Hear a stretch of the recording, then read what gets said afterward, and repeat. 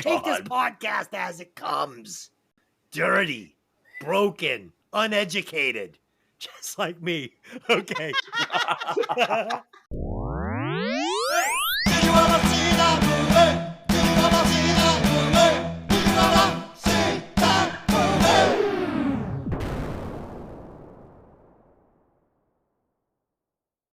Welcome to Hey, did you ever see that movie? I'm your host, Des, and as always, I'm joined by my lovely co-host, Dylan.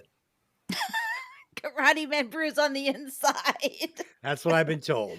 And joining us again, the podcast with a fully packed bong, Pat. Christmas, huh? I'll give him a Christmas present he'll never forget. This week, we will be discussing the 1983 comedy, Trading Places, written by Herschel Weingrod and Timothy Harris. Directed by John Landis. It stars Eddie Murphy, Dan Akroyd, Jamie Lee Curtis, and as always, this podcast will contain spoilers. So if you haven't seen the movie, go watch it, then come back and listen to the podcast. And now it is time for another installment of Disaster Piece Theater. So sit back and enjoy the show. Welcome to Disaster Piece Theater, where me and my two co-hosts will act out one scene from the movie that we are reviewing for you this evening. So please, sit back, grab some popcorn, and enjoy the show. Alright, quiet on the set. Camera speed. Sound production, take one. Action. Think big, think positive, never show any sign of weakness. Always go for the throat, buy low, sell high. Fear? That's for the other guy. Nothing you have ever experienced can prepare you for the unbridled carnage you are about to witness. Super Bowl? The World Series? They know nothing about pressure. This building is either kill or be killed. You make no friends in the pits and you take no prisoners. 1 minute you're up $500,000 in soybeans. The next minute, boom, your kids don't go to college and they repossess your Bentley. Are you with me? Yeah, we gotta kill the motherfuckers. We gotta kill them. Cut. Cut. Cut.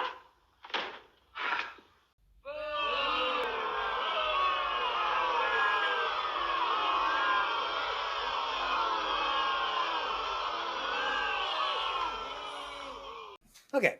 And now it is time for Dez's 4-in-1 fun fake fact, where it will be up to my two co-hosts to figure out which fact is total bullshit. Fact number 1. It was originally a vehicle for Richard Pryor and Gene Wilder titled Black and White. Number 2. The screenwriters hung out with drunk traders for research. Number 3. Landis didn't even know who Eddie Murphy was before the filming. Number 4. The frozen orange juice scandal in the movie was based on an actual scandal that took place in 1977. And number 5. Lewis's arrest numbers are a tribute to John Belushi, as it is the same arrest number used in the Blues Brothers. So in the mugshot of Lewis, it's the same arrest number as the mugshot of John Belushi and the Blues Brothers. Lynn, which of these facts do you think is bullshit? I gotta be honest with you, I have no friggin' clue. So I'm gonna just take a stab in the dark. Let's say number 1. Number 1. And Pat, what do you got? What was number 2 again? The screenwriters hung out with drunken traders for research. Yeah, that's number 2. Okay, the actual fact is, the fake fact is number 4. Frozen orange juice scandal was never a real thing. Delyn, I would like to take a stab in the dark later if you're up for it. Oh, God. Ew. Okay. God. Why? Mark that. Okay. God Let's help do us. some opening God, thoughts. I just no. Like, if there was a chance, you just destroyed it. You nuked it like you were on U-571. Oh, shit. Nice. Oh, God. Okay. Fire. All right, let's do some quick opening thoughts. So I remember seeing the commercial for this when I was 13 years old. And specifically the two scenes they showed in the trailer, as I remember it, was Eddie suggesting to the two cops to use their nightstick. I suggest use nightstick, officers. And the second scene they showed was, is there a problem, officers? And I remember at 13 years old just thinking this was the funniest thing I had ever seen, and like just wanting to see this. And I also, at around the same time, another commercial for a movie that I think was airing right about the same time of this was Dudley Moore in Arthur. And another scene in the commercial was, take my hand, but that would leave you with one. And for some reason, I remember thinking that was just hilarious as a 13-year-old. And I did see both of these movies in the theater. So, Dylan, what do you got? So I think we should just go ahead and get it out there that the movie is incredibly racist. and, Oh, yeah. and you can't have this movie without racism being a topic, because racism is the topic. Right. The whole, nurture versus nature thing is the topic of the movie. It's the bedrock of the movie. So, having these incredibly bigoted main characters is important to the story. Of course, I didn't remember Dan Akroyd doing blackface, so when he came in the room, I almost died. Oh boy. I forgot. I just was like, oh my God, no. But I kind of read up a thing where he was like, yeah, I regret doing it now. He goes, we had Eddie Murphy and his entire entourage on the set, and nobody said, hey, that's not a good idea. He goes, but now I would never do it. So, it was a interesting choice, but yeah. Well, I mean, now this- you couldn't do it. No, it was a different time. It was a different time, obviously, But you could do it because Robert Downey Jr. did it again in Tropic Thunder. I mean, Yeah. it's been done over and over. I mean, you look at a movie like Blazing Saddles, I mean, well, you couldn't make Blazing Saddles today. I know, but I'm saying this isn't like, I mean, this has been done. This has been done. It's not just insulting on a racial standpoint. It's insulting to women. It's insulting to old rich white men. It's insulting to everybody. Yeah. It's true. Whoever's watching this, there was no holds barred when it came to picking fun of people. Like, everybody got it. Oh, they're just making everybody look like shit. It's just creep city. I mean, we actually have a gorilla raping a man in a gorilla suit. Naughty Granella. Granella? Naughty Granella. Oh, God. Okay, Pat, what do you got on this one? The vanilla granilla. Yeah. Oh, that's it. God. This was only Eddie Murphy's second movie. Yeah. And to have one of his best movies only be his second movie, Mm-hmm. you had to know then he was going through the roof. Yeah. Yeah.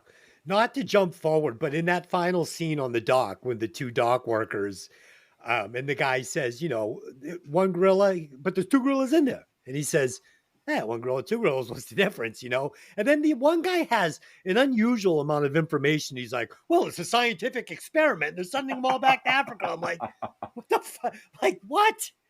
I don't know. And you give me grief about the one thing about the white eyes and the man in the gorilla suit, and you're doing the same thing I just did. There's so many things to wonder There's so about. much silliness to this. There's so many things that don't make sense. Like, Dan Akroyd, I have $100,000 in that bank. He'd have $1.5 million in that bank if he was who they're saying he is in the movie. Wall Street trader like that, he's making $300,000 a year all day long. Easily. He's not paying rent, presumably, because he doesn't own the brownstone.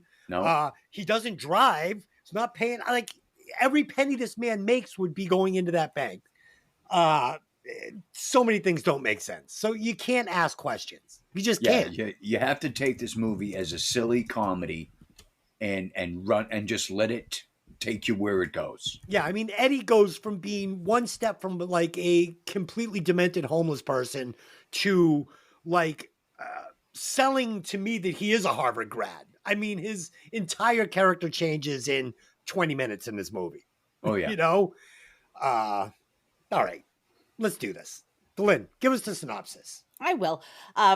The other thing I want to say is $100,000 in 1983 is the equivalent of about $300,000 today. So yeah, that's still for what he was doing for work and the kind of money he was bringing in. A Not- shitload of cash. Yeah, he should have had more than that in the bank. Yeah, Either that or he makes liked a to little more spend. sense. It made a But little more three- sense, I guess, but still, it felt like that guy is a millionaire.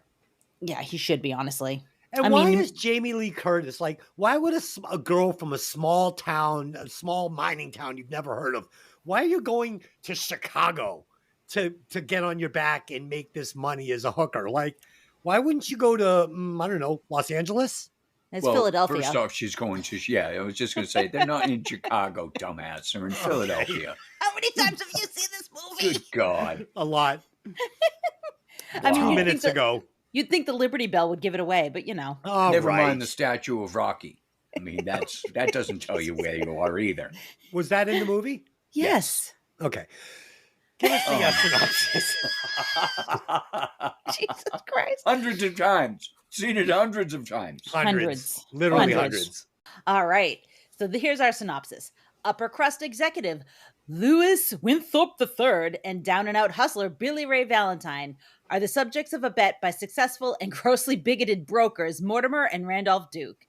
An employee of the Dukes, Winthorpe is framed by the brothers for a crime he didn't commit, with the siblings then installing the street-smart Valentine into his position. When Winthorpe and Valentine uncover the scheme, they set out to turn the tables on the Dukes. All right, let's do this thing. Scene breakdown. The Dukes make a good mayo. The Dukes make a great mayo. If you haven't had Duke's mayo, get yourself some. Fucking really elevates a sandwich. Okay. The Duke brothers, Randolph and Mortimer, own Duke and Duke, a successful commodities brokerage in Philadelphia. What gave it away? Holding opposing views on the nature versus nurture issue. They make a wager and agree to conduct an experiment, switching the lives of two people at opposite sides of the social hierarchy and observing the results.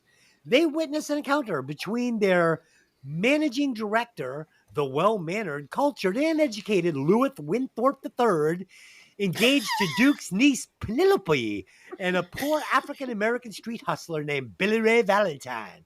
Valentine is first seen as a dirt-poor con artist who pretends to be blind and paralyzed from the waist down, rolling around the streets of Philly begging for money when he has a run-in with Winthorpe outside his office building after being chased out of Fairmount Park by two police officers who order him to stop panhandling. Valentine gets arrested at the racist Winthorpe's insistence because of a suspected robbery attempt. The Dukes decide to use the two men for their experiment, settling on the usual amount for their bet. The plan involves two specific objectives. Valentine must become successful and employed for the Dukes, and Louis must become destitute and branded a criminal. Okay. Hopefully that was clear and easy to follow.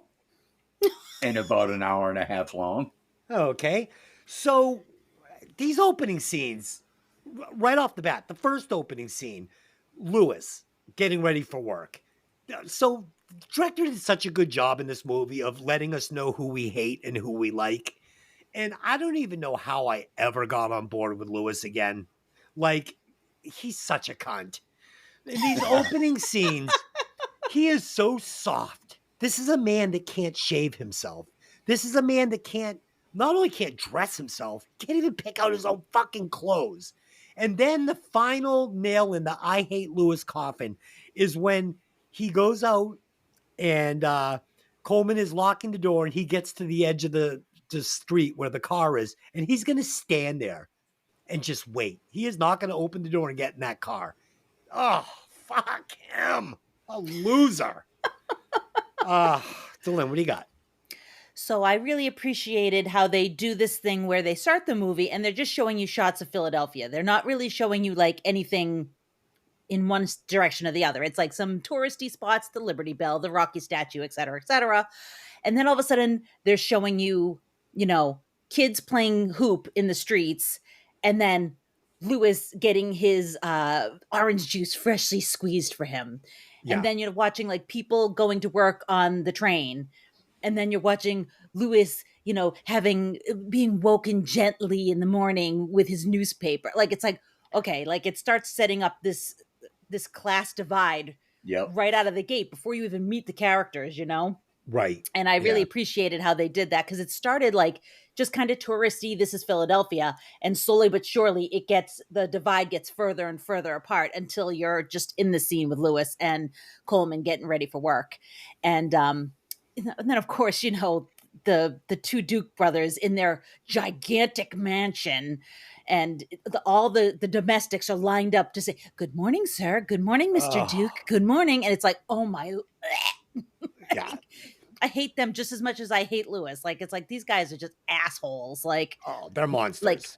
like no like humanity whatsoever. Just money has spoiled these people to just grossness, you know? And I really, you see that in, you know, like the car and the driver that doesn't even speak to either one of them. He just drives. He doesn't speak ever through the entire movie, you know? Yeah. Even when spoken to, he doesn't speak. Yeah. Yeah. Pat, what do you got? Lewis Winthorpe is one of those characters you have to hate. He is a pampered poodle of a pussy. There's no other way to put it. I love how Lewis is his money and his way of life is like nothing anyone else has. I mean, nobody has that kind of a life. It's just too far-fetched. It's too extreme.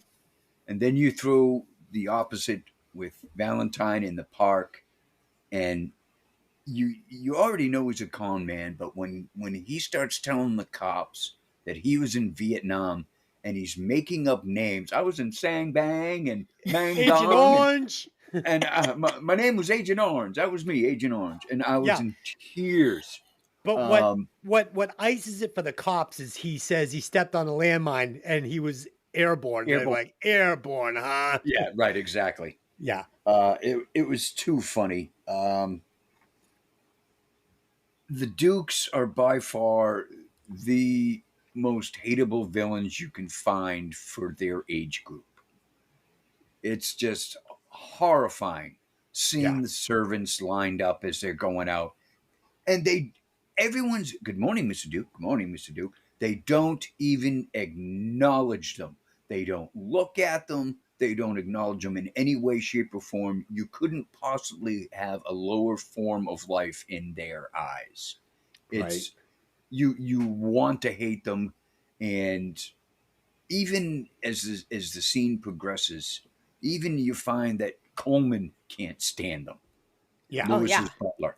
Coleman can't stand them. Well, we're going to get to that. That's why I didn't want to go any further than that. Character building done perfectly. We also have the scene where they're in the club and the guy brings them their milk because of course they're drinking milk. Ezra gives them the milk. Yeah. The $5 bill is his Christmas bonus. I guess I'll go to the movies by myself. And of course, Mortimer, half of it is from me. And thank you, Mr. Mortimer.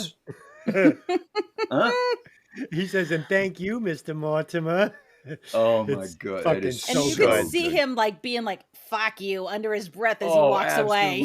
Absolutely. And one thing I like to bring up, I'd only really noticed it because I was looking for it, but did you notice that not one person working in the Heritage Club was white? Every single one of them were black. Yeah. That is like the racist worship temple. It was unbelievable. As they're getting ready for their meeting, all the tuxedos, every one of them are black men. I'm like, you gotta be kidding. I mean, they couldn't have made Dukes more racist if they try. Yeah, and there is that scene too when they all go into that meeting room and they make a point of showing you the oil paintings on the wall, and it's Yeah. all old white men. Every Old single white one men. of them. Yep. Yep. Yeah. So the Dukes don't lie when Winthorpe brings the payroll and they find the check for Clarence Beeks, and they say it's for secret research. Like, it is secret research. That's not a Oh, lie, yeah. really. Yeah. The police see Billy Ray bump into Winthorpe. Like, they're watching all of this happen. They know he's not trying to rob them. It's that kind of, like, I was like, wait, like, what? They just watched this whole thing happen. I mean, I don't know. It was a little weird, this whole scene. I love when they take Eddie away in the police car. And this is one of two times he's going to break the third wall in the movie. Fourth He wall, looks yeah. over at the camera as it's driving away. Awesome. It's fucking great. And the look in his face just says, I can't fucking believe it. It's great. And then the second time he breaks the third wall is coming up later in the movie. We'll get to it. I'm actually at that scene now. Yeah. So the Dukes decide they're going to destroy not only Winthorpe's life, but also their niece Penelope's life. It feels like they're monsters. They're just, like I was saying to Liv, this is a fucking horror movie. Okay. If you really break it down, these two guys are like, this is frightening, the way these people are treating family, friends. They're just going to destroy lives for their own entertainment. And it's nuts. So back at the condo, Winthorpe is having dinner with Penelope after this whole thing goes down. And Coleman's making them crepes, and Winthorpe is, spinning his bullshit tale to Penelope about, how it's kill or be killed. And Coleman knows it's such bullshit. And he's rolling his eyes. And we're starting to realize that Coleman is a good guy. And we're going to like Coleman in this movie. And then it's reconfirmed when he gets the call from the Dukes, and, he calls them scumbags before he hangs the phone up. What a And scumbag. and we say, okay, this is a good guy. And this is good character building. They do it throughout the whole movie. We're very clear who we're supposed to like and who we're supposed to dislike in this movie. So, yeah, good stuff. Next day, Winthorpe attends a meeting at his gentleman's club. Moments before the meeting, an operative working for the Dukes, Clarence Beeks, slips money into Winthorpe's coat pocket. At the meeting, he has exposed himself to everybody with his pee-pee out as a thief. When the cash is found, what? It doesn't say that. Doesn't say that. What it actually says is, the next day, Winthorpe attends a meeting at his gentleman's club. Moments before the meeting, an operative working for the Dukes, Clarence Beeks, slips some money into Winthorpe's coat pocket. At the meeting, he is exposed as a thief when the cash is found on his person. He is fired from his job. His bank accounts are frozen. He is treated roughly during his processing at the police precinct. When Penelope shows up to collect him, he is accosted by a prostitute, Ophelia, who was paid to do so by Beeks. He is later denied entry to the Duke's own townhome, where he resides, by his long-serving butler, Coleman, who pretends not to recognize Lewis and is informed his bank account is frozen and his credit cards will have to be repossessed. He is thrown out of the bank and onto the street. Pleading with Ophelia to help him, he reminds her that he has helped whoever is trying to ruin his life. She agrees to let him stay in her slum apartment until he can pay her back 5 figures to turn his misfortune around. He discovers that Ophelia is a very smart, business-minded woman who has a lot of money invested in several securities, hoping to one day retire comfortably with presumably an STD. Okay. Oh, God. I don't Had know, to man. That finish didn't it make like any that, sense. right? None of that made any sense. This podcast is dying at my fucking hands. Well, so correct me if I'm wrong, but the police captain is Frank Oz? Mm-hmm. Yes, he Yeah. is. And apparently, This is where you see the police department is corrupt. Yes. Yes. Yes. Because Beeks definitely gets his hooks in there for sure. Oh, absolutely. Yeah. This scene in the jail cell. Oh, this is like Eddie Murphy at his very best. This could be better than Axel Foley. He is on fire in this scene. And he's got these two little cronies that are backing him up and playing off his comedy. So, yeah, what is you, ignorant? The phone in the limo is busted. I mean, these guys are fucking great. And the two big guys are great. Oh, so many great lines. You know who you messing with on the fourth floor? Cell 16. Billy Ray Valentine? Yeah, that's me. I mean, it's fucking great. It's great. And as a martial artist, I can confirm that karate men do, in fact, bruise on the inside. And also on the outside. I read that the quart of blood technique that he demonstrated, that was all ad lib. Really? That was all Eddie Murphy's ad lib. Oh, it's so good. I can't remember what else he did. There was something else that he ad libbed.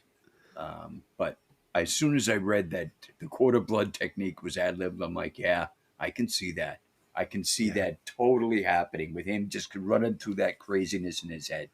Oh, it's so good. Those men wanted to have sex with me. Oh.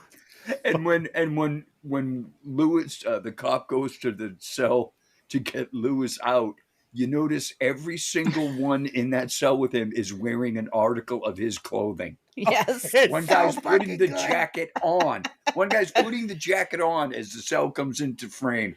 He's sitting on the floor, beaten and bruised, and everybody's wearing something: pants, shoes, jacket, shirt. It was absolutely hysterical. Oh, God, it is fucking great.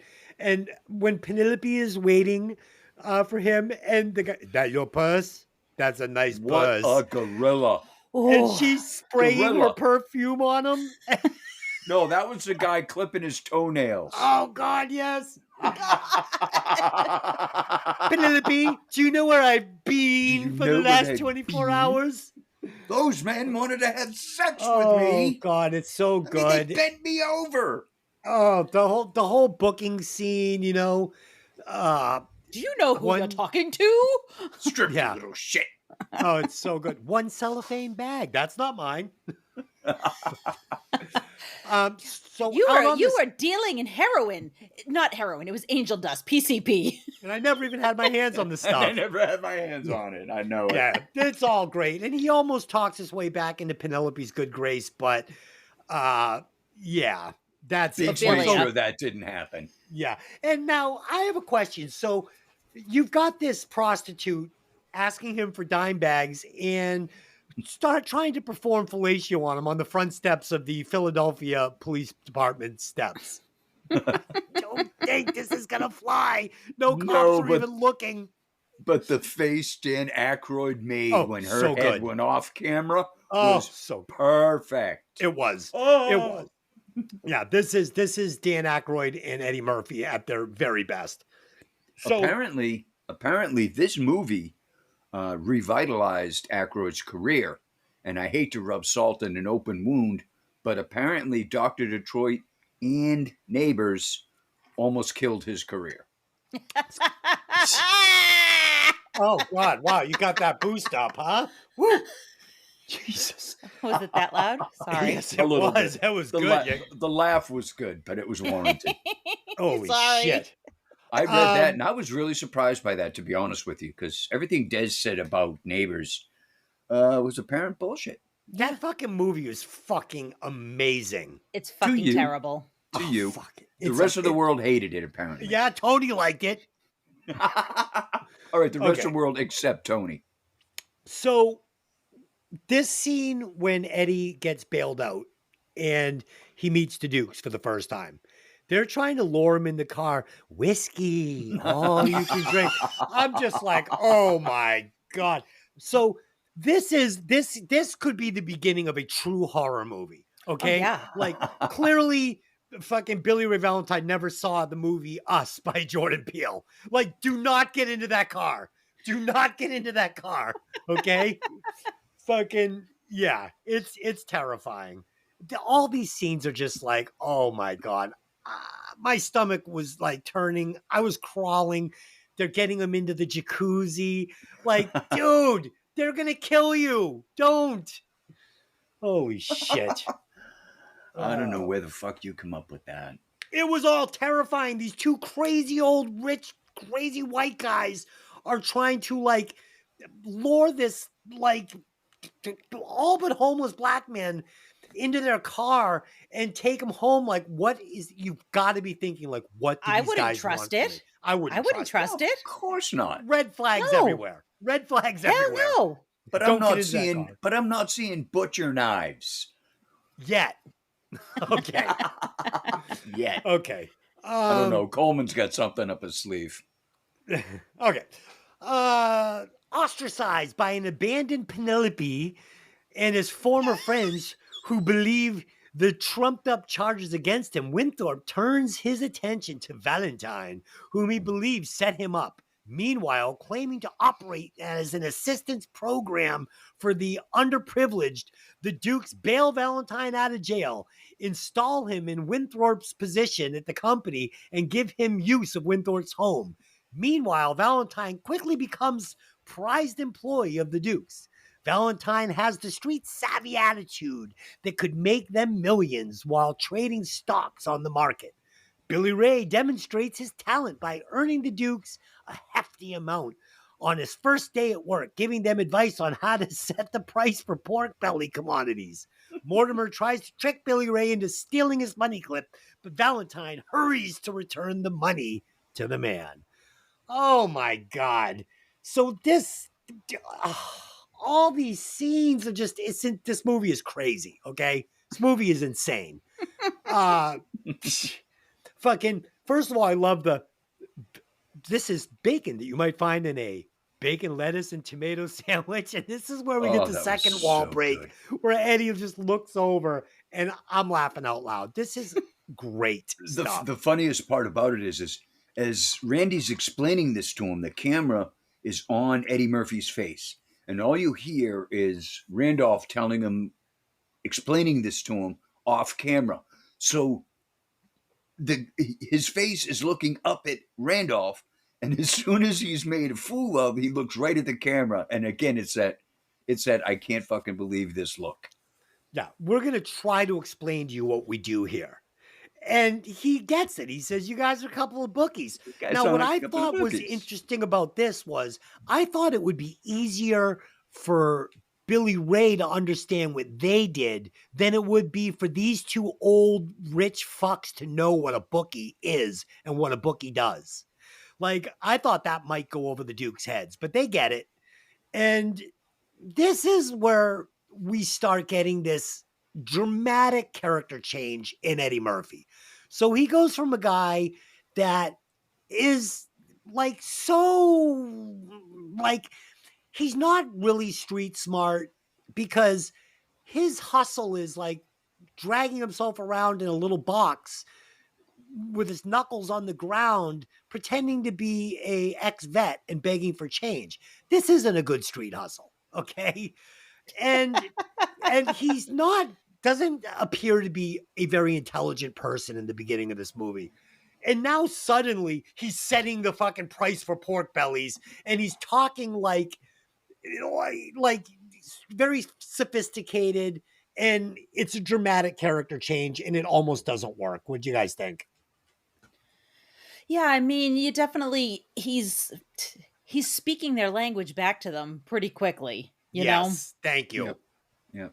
You know, and it's like for the interest of the movie, you kind of have to let it go. But in reality, nah, not so much. And there's no way you're shoehorning Dan Akroyd into those custom suits that Eddie Murphy's wearing, okay?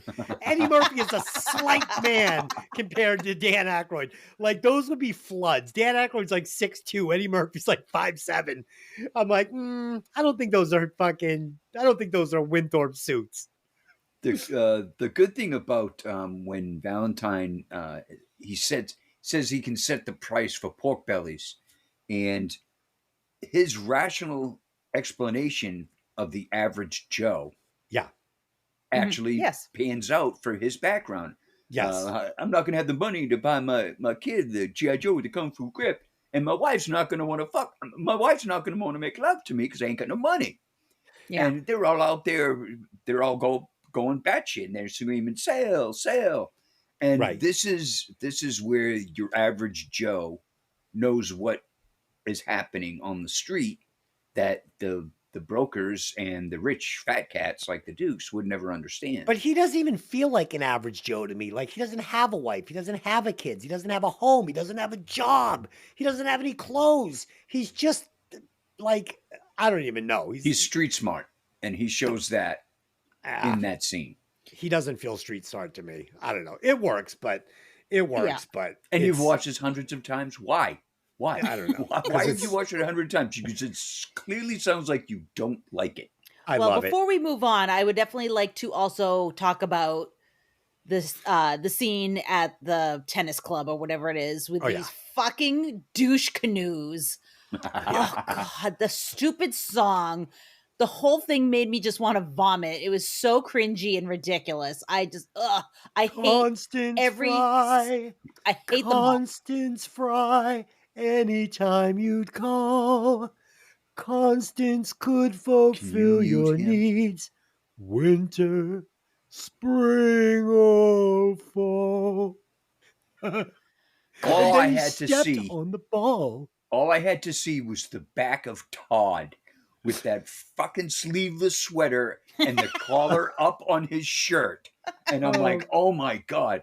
If Lewis is a pampered little poodle of a pussy, then these four are the exact same. It's horrifying. Just the way the one actress, and she stepped on the ball. She couldn't. I mean, it's like, what did you make her out of the first class mold? Because just the way she said the words, the tone of her voice was annoying. It was unbelievable. I have trouble believing that a man like Winthrop doesn't have like rainy day money stuffed in a sock somewhere or offshore. I mean, just how can he have nothing? If he had some money stuffed in a sock somewhere, it's in a drawer in that house he can't get into. Listen, there's no way this guy doesn't have access to $10. Okay? No, it's not possible. It's not possible. None of this is possible. This is a fever dream. Okay. During the firm's annual Christmas party, Winthrop, disguised as Santa Claus, is caught planting drugs in Valentine's desk. Period. Caught in the act, he flees after brandishing a pistol at Valentine, fulfilling the criminal act that the Dukes had as an objective in their scheme. Meanwhile, Valentine hides in the men's room stall to smoke a joint of marijuana that he took from the drugs that he was tossing into the garbage can. The Dukes enter the washroom, unaware of his presence, discuss the detail, the outcome of their experiment, and settle their wager for their agreed upon amount, $1. Valentine overhears the exchange and seeks out Winthrop when he hears that the Dukes plan to let Winthrop become destitute and that they plan to eject Valentine following a plan. They have to use his talents to corner the stock market on a specific trade commodity. Realizing both he and Winthrop are being manipulated over a dollar bet, he runs out of the building, tracking Winthrop down to Ophelia's apartment. Wow. Okay. Yeah. Wow. Question. Are you okay? Do you need to take a break? There's spit all over my desk again. So question. If Valentine overhears this plan in the bathroom, right? Let's just say he overhears this, but instead of them saying they're done with Winthrop, he's a fucking loser now, but Valentine's been doing a pretty good job. What do you say we just keep him on? What do you think Valentine does? He stays on and keeps making his money. Yeah, fuck Winthrop. That guy's a cunt. I'm staying on, and that's that. But he doesn't like that he's going to be sent back to the streets. Back to the ghetto. Back to the ghetto. So he decides that he is going to, cue in Winthorpe and hatch his own plan. These are all, we missed the scene at the pawn shop where Oh, Akroyd Bo goes in. Diddley. Yeah, he goes in with his watch and pawns it off for a gun to Bo Diddley. Hurt my so good. fingers. He goes, this tells time and 7 times on schnard. In Philadelphia, it's worth $50. It's fucking great. It's great stuff. Hey, how much is the gun? And the look on Bo Diddley's face. I actually thought his glasses might have been like thicker to magnify him because his eyes looked huge when he looked up at Winthorpe after he was asked about the gun. Yeah. It's fucking phenomenal. It really is. I did want to say that the budget of this movie was $15 million and the box office gross was $120 million, which we know back then would be about $357 million. So A lot. Made a lot of money. What else you guys got on these scenes? Christmas party. Oh, and Winthorpe is going to kill himself. He is. This is very similar to Lethal Weapon when Riggs pulls the trigger and is only stopped by Murtaugh. He commits suicide for all purposes. I mean, he does. And Winthorpe commits suicide here. And the only reason he doesn't die is because the gun jams. So this is dark comedy. I mean, dude, this movie is dark. Yes, this movie is dark. But it's a handful of pills. I mean, but that scene finished with the gun. It's like the ultimate downfall of Winthorpe. He has hit rock bottom. There's a dog urinating on him. The dog walks away whimpering. I mean, holy shit. It starts to pour. The gun doesn't go off. He throws the gun. It goes off and breaks a window. The dog pisses on him. When the dog pissed on him and he looks down and the dog, but the fact that the dog is whimpering as it walks away made me laugh twice as hard. Yeah, and eating the salmon like through his dirty beard. It's so good. And so and gross. when Billy Ray sees him at the end of the hallway in the Duke's building, this is he's stand rapping with those white boots. It's so good. Yeah. It's so fucking good. And it's so funny. It helps you forget that when Billy Ray sees Lewis at the end of the hall, Lewis growls at him like the Grinch and stumbles out the door. And Billy Ray runs down to the door. How is it that when Billy Ray gets out on the street, Winthorpe is nowhere to be found? Absolutely nowhere to be. The man is drunk off his ass. He can barely fucking walk. Yet he can make it down the block to get picked up by the bus. The bus stopped right in front of the building and the door was open. No. Yeah, that's the only happen that way. It's the only explanation. No. So I Either way, but I would like to bring up, am I the only one that noticed when Winthorpe ran from Valentine's office with the gun and waving in the air and he's screaming and he's in the Santa suit, he jumps up onto the table. Yes. Am I the only one that knows that wasn't a table? Because there's no fucking way at that momentum he is going to land on the top of that table without that table tipping over, collapsing, and throwing him through the room. Never crossed my mind. Me neither. Of course it didn't. What mind? I set you up. I set you up and you missed it. What mind? That was your answer. How exciting. So I think we should send it. I say we send it on this one. I'll edit the very beginning like we normally do with the song and the Disaster Piece Theater. And then I say we just send this one. Fuck it. We won't edit anything. I say we just give it to him right between the eyes. You want to give people that raw bullshit? Yeah. Oh, yeah. Yeah, I don't think you should. Yeah, I want to hear that tomorrow when we're working in Mansfield. Yeah. You know what? Fuck you. Fucking listen to it the way it is. I'm sick of staying up all night and editing this shit. You don't care. You don't care, and I don't care. Let's not fool each other. You don't love me. I don't love you. Just take this podcast as it comes. Dirty. broken, uneducated, just like me. Okay.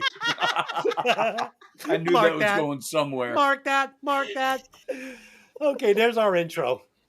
Winthrop attempts suicide by overdosing on some of the pills he planned to frame Billy Ray with. Valentine, Ophelia, and Winthorpe's former butler Coleman nurse him back to health and inform him of the Duke's experiment. After taking Winthorpe out of his plan to hunt the Dukes down and shoot them with one of his shotguns, they learn that Clarence Beak is transporting a secret report he'd stolen on the Orange Crop forecasts. Clarence Winthrop and Beaks. Valentine recall large payments made to Beaks by the Dukes, and they realize the Dukes are planning to legally obtain this report to corner the market on the frozen orange juice. The group agrees to disrupt their plan as revenge. Learning of Beaks' New Year's Eve travel plans, the four get aboard his train to switch the report in Beaks' possession with a forgery. Winthorpe, Valentine, Ophelia, and Coleman all wear bizarre clothing and disguises to try to swipe his briefcase at a costume party being thrown on the train. Beaks wises up and uncovers their scheme. In chasing them, he attempts to eliminate them. He fails, is subdued, and the group dresses him up in a gorilla suit, locking him in a cage with a real gorilla. The forged crop report is then successfully driven to the Dukes. Okay, so these are great scenes. All these scenes are great scenes. I mean, Biff Jucky time. I fucking love all this. We get some really great Jim Belushi here. He's awesome, man. Fucking love me some Jim Belushi. Monkey? Monkey? I'm a fucking gorilla, you clown. Oh, and I love what's his name? Al Franken and the other guy arguing. It's my turn to drive. No, it isn't. Yes, it is. Franken and Davis. You drove it last time. I drove it like 2 feet. Doesn't matter. Sometimes it's longer. Sometimes it's shorter. These guys are fucking great. Ooh, look. I think that one's the female. It's fucking just good stuff. It's good stuff. What do you got on these scenes, Lynn? So yeah, again, could do without the blackface, but everything else is very funny. This is pre Coming to America, yes? Yes. Yes. Yeah. So I have to assume that this Cameroon character might have influenced his Coming to America stuff because it was pretty funny. Oh, that's good. I love Jamie Lee Curtis as the Swiss girl or whatever she's doing. It's hilarious. Yeah, they changed it because she couldn't do the original German accent. Yes, so they switched it. They put her in last German minute. clothes, and Yes. she had to do a Swedish accent. She couldn't do a German accent. Did you guys Absolutely. notice how phenomenal her tits were in this movie? Oh God, low hanging fruit. You're such a Specifically in the red dress when she brings home Lewis the first time. Wow. Woo. Woo. That woman's got some cans. You know, I would have thought that between the two of us, Des, I would have brought that up. But I thought it would be a little inappropriate. Yeah, Or maybe front of just your you could be a wife. little bit more respectable. Yeah, No, it would have been nice. No. Yeah, I well, don't want apparently not. I mean, No. yes, she's beautiful, and her body was Hate me. beautiful. Oh, Hate she me. was smoking hot. There's no Mhm. question Yeah. about it. You got to see her twice, and Yes. it was enjoyable each time. Now, keep in Yes. mind, this came out in '83. Yes. I was 17, and when you're seeing this in the movie theater, you're going home with happy memories. I was 13 and I was going home directly to the bathroom with a fucking JCPenney catalog. TMI, my friend. TMI. Oh, help me. Help me. I have to live with this. I know. Yeah. I have all And the don't pity in forget, the we have a world date for you. later. So you thought. Yeah, you have a date later with your hand And the JCPenney catalog. and the JCPenney catalog. Exactly. Okay, you Might guys wanna got keep anything the else on cat this? out. No, I'm good. Okay. Winthrop and Valentine travel to New York's Wall Street and to the commodities trading floor to execute their plan. Winthrop and Valentine are able to turn an enormous profit while the Dukes, misled by the false report, commit all their holdings to the venture and incur a loss of $394 million in profits. Now, I imagine that would be, Jesus, Like got to be 7 close million. to almost $1 billion. Oh yeah. Because it'd be did times you- 3. Yeah, it would be a lot of money. Before we go much further, can I bring up the choking scene that we Oh, yeah, completely it was dismissed? the Dukes. Yes. Oh, man. Winthorpe gets saved by the doctor. His stomach's pumped. He's not going to overdose. And he wakes up in his bed and he thinks it's just a big dream. And you can hear the soft tone of his voice. Oh, it was just a dream. Everybody hated me. Here And we it was go. because of this awful, terrible Negro. And I was laughing my ass off because the camera immediately goes to Eddie Murphy, whose face went from a smile to a frown with that one word. It was so funny. It's one of my favorite scenes, and it's more memorable now. When we were at work one day telling me how your wife was choking you, and you were reciting, "It was the Dukes, it was the Dukes," like in the movie. So every time I see that scene, now I can picture her hands around your neck, and it's awesome. Twice as funny. Twice as funny. God. Yes, she has choked me on several occasions, and I have said, it was the Dukes, it was the Dukes.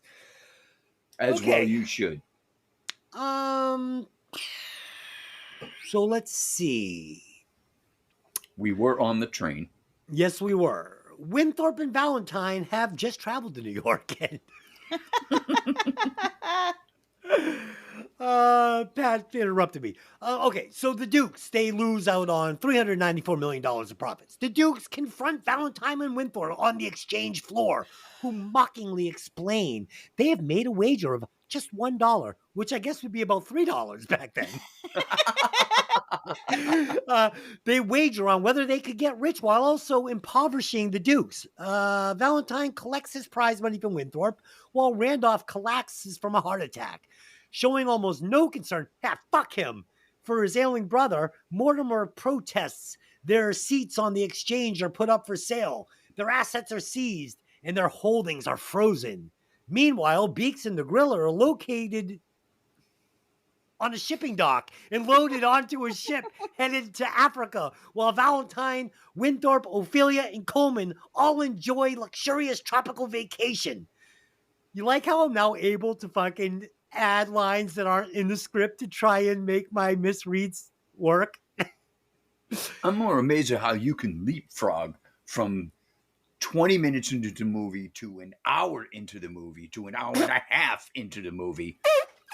Listen, You've basically given us this movie in 3 scenes. Listen, I didn't write this script. I just attempted to read it. Okay. I purposely left it very bare bones because I figured we were gonna all talk about the scenes that we liked, and I didn't want it to be 3 hours long. Too.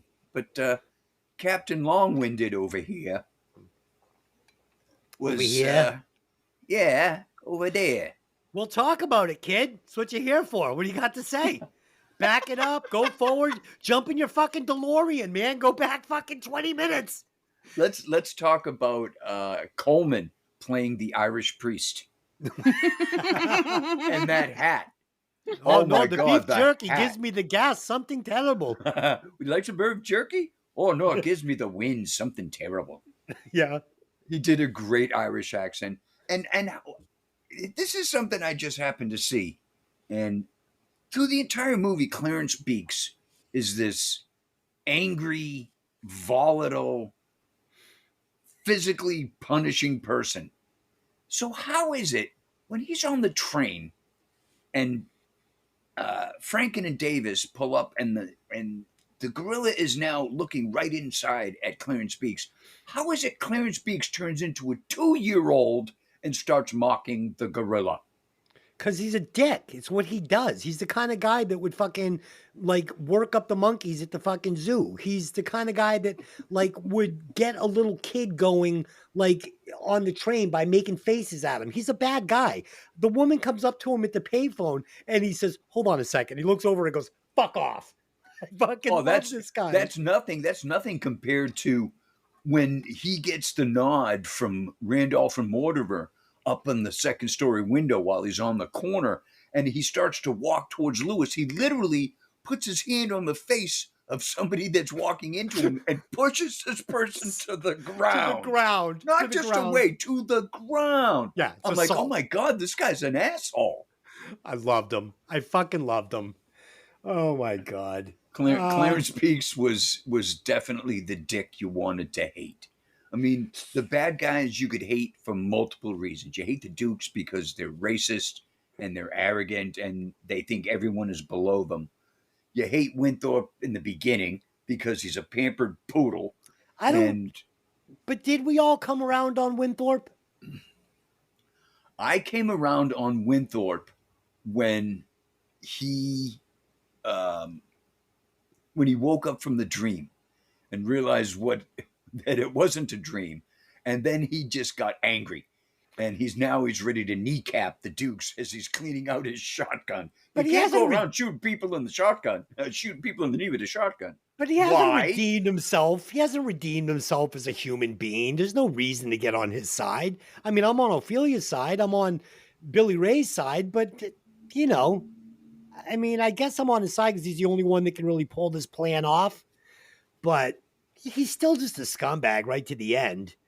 Is he like this with you? Is he always on the opposite side of the fence with you too? Yeah, pretty much. I Yeah, also okay. find it to be interesting that so Beeks tells the Dukes that the rest of his money is due on arrival in cash, Yes. which means they get Coleman's cash, they get Ophelia's cash, and the Duke's own cash Right. to pull this And off. it's That's funny so because sweet.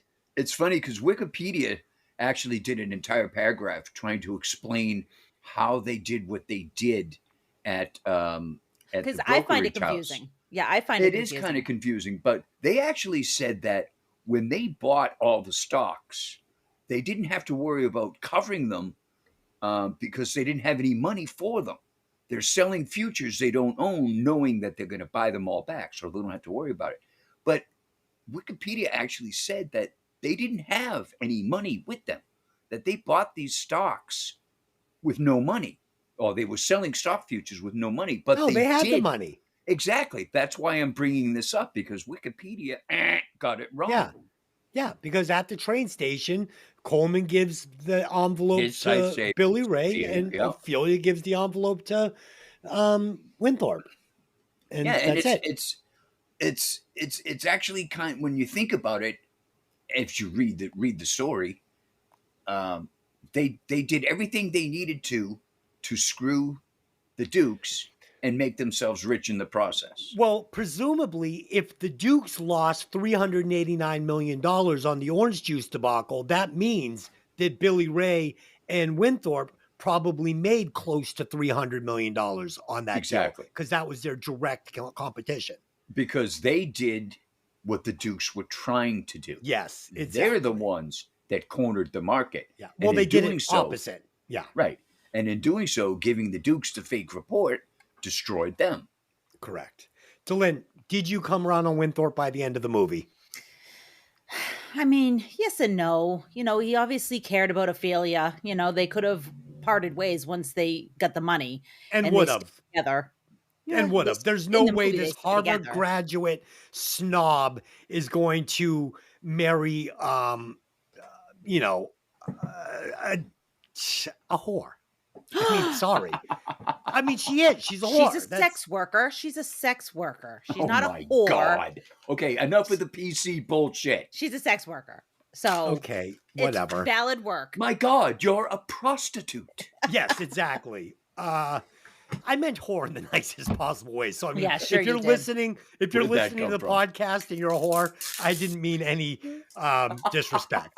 You know who's a whore? You. Oh my God. Okay. So- Okay. So the new format is we just don't give a fuck. I can eat it. Jesus. Okay, let's recast this thing. Oh shit! I didn't get ready for that. Oh, I've got a great one. So I would replace Dan Akroyd with Tom Hanks, right? Uh-huh. Okay. I can see that. Okay. Pat, what do you got? I would replace Dan Akroyd with Gene Wilder, and I would replace Eddie Murphy with. All right, Pat, go ahead. I don't think so. He says, "I don't think so." I don't Pat, think so. do it. Just give us some people. Okay. He's the second one. Let's do replace Coleman with Arthur Moore. From Arthur. Yeah, Dudley Okay. Moore. Oh, Dudley Dudley Moore's his name. okay, Dudley Moore. A little young, maybe a little young to play Where the hell's that ball? I thought you were talking about the butler in Arthur. No, that's A lot of dude. There's been a lot of odd silence breaks in this podcast. Yeah. today. yeah, there is. This fucking was just so weird. Dylan, do you want to take a stab at this? Yeah, I'll take. I guess I will. I love Jamie Lee Curtis. I'm not replacing her because I thought that she didn't do a good job. Because I love her in everything. Anyways, she's awesome. But I would replace her with Rebecca De Mornay. Okay. Yeah. Sure. All right. Thank you for being so excited about my choice. Isn't she the one that played the prostitute in Risky Business? Yes. Okay. That's why it works. Yeah, she was the whore in Risky Business. Oh, stop. Okay. Please. Oh, dude, we're offending the whore fucking community. You don't want to lose that genre, man. That'd be brutal. If we lose all the whores, we'll be down to 6 listeners. All right. We already are. Okay. So let's do some final thoughts and some rewatch scores for our final episode before we're canceled. So I had fun watching. I had fun watching this movie Somebody again. would actually have to hear us in order for us to get canceled.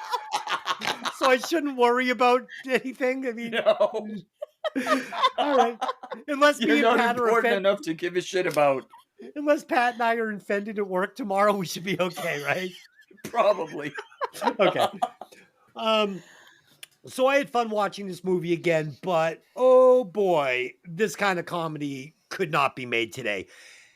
And I don't know, man. Maybe everybody just takes everything just too seriously now. I don't know. I mean, it's fun, it's funny, it's lowbrow humor, but it's satire. I don't think there were any malicious intentions when making this movie. Does it make it right? No. Does it make it any less funny? No, it's funny. It's fucking good. It's a good movie. With that being said, this is Eddie Murphy and Dan Akroyd in their primes. And so for that reason, my rewatch score is 4.37. It's a fucking great movie.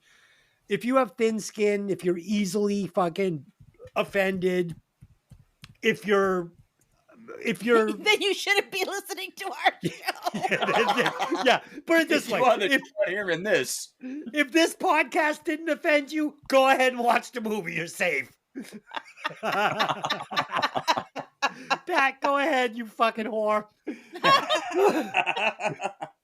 I am not a whore. I'm a prostitute. Oh God, I'm a sex worker. No, I'm just a slut. Fuck. This movie, along with Archie Bunker, you can put him in the same category. At the time, it was funny, but it can't be done now because there are just too many sensitive babies out there that words and offend. it's wrong. And it's wrong. And it's wrong. There's a lot of funny about this movie that you can't take it seriously. You can't take the Duke seriously. You can't take God help, you can't take Winthrop seriously. Are you fucking kidding me? And if you can't take that seriously, then you can't take anything else serious about the movie. It's not a serious movie. It's a funny movie. It shows the differences between the rich and the poor to an extreme that makes you laugh about it. I mean, how can the Dukes be the way they are? How is it? You know what I mean? It's absurd. So you can't take it seriously at all. I'm going to go with a 4.7. I'd give it a 5, but I've watched other movies instead of it. Yeah. It's not quite a 5. There's a section of this movie right about the time when Winthorpe wakes up after the choking. It was the Dukes. There's about 20 of the minutes of this movie that kind of gets a little flat. And it reminds me of Stripes when they go on the mission in the mobile home. It's like, it gets a little flat. It's a tale of two movies. Delyn, what do you got? So, as I said at the top of the podcast, there's racism in this movie, and you couldn't make this movie without the racism because that's the topic, right? Yes. And as Pat said, it is satire. It's meant to be laughed at, both, the good and the bad. It's satire. It's a dark comedy. It's, you have to understand that you might see something that offends you in a dark comedy or a satire. That wouldn't be a satire or a dark comedy if it didn't, right? It would just be a flat piece of milk toast, and what's the point at that point? Definitely I had a little, I swallowed my tongue when Dan Akroyd came out in blackface because I had forgotten, and so I saw it and I was like, holy shit. But I also understand it was a different time. It was done with people there that said nothing about it at the time. And fucking Akroyd has gone on record saying that he wouldn't do it if given the chance today. So good enough. I think that would be best. Yeah, I'm going to score it a little bit lower than you guys, though, because I'm not quite as in love with it as you guys are. I'm going to give it a 3.75. 3.75. Mm-hmm. Whew, I'll be glad when this one's over, man. I'm sweating. Delyn, will you please calculate those scores? Yes, I will. This one comes out to 4.27333. And on the list, that will put it at 4.27. It is going to be at number 18, which is right under True Lies and right above A Nightmare on Elm Street. Jamie Lee Curtis ends up coming in right at this place every time. I can accept those numbers. That's crazy. So it's Jamie Lee, right? No, she's not Nightmare on Elm Street. She's I thought it was Halloween. Halloween. I'm sorry. Yeah, I thought it was Halloween. All right. So what place was that again, numerically? 18. 18. Do you want to know where Black Christmas is? Yeah, go ahead. This is above Black Christmas. Black Christmas is at 22 now. Okay. He's happy with that. Yeah. So this week on Breaking Vinyl, we did Michael Jackson's Thriller, and believe it or not, I think it was even more inappropriate than this podcast.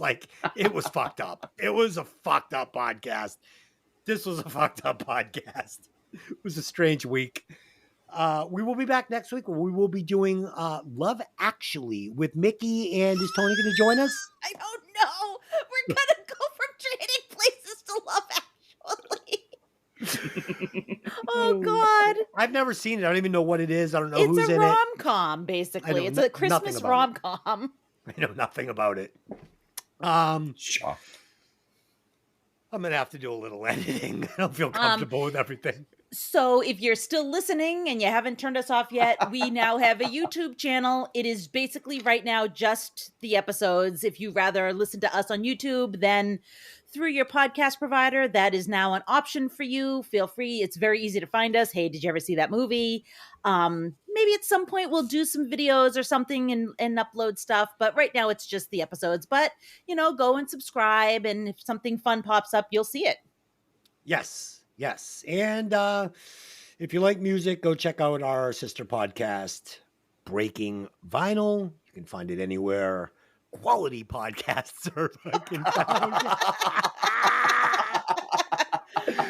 The quality just gets down and down and down. All right, guys. Well, thanks for joining us again. And until next time, I just have one question for you. Why are you listening to this? See you later.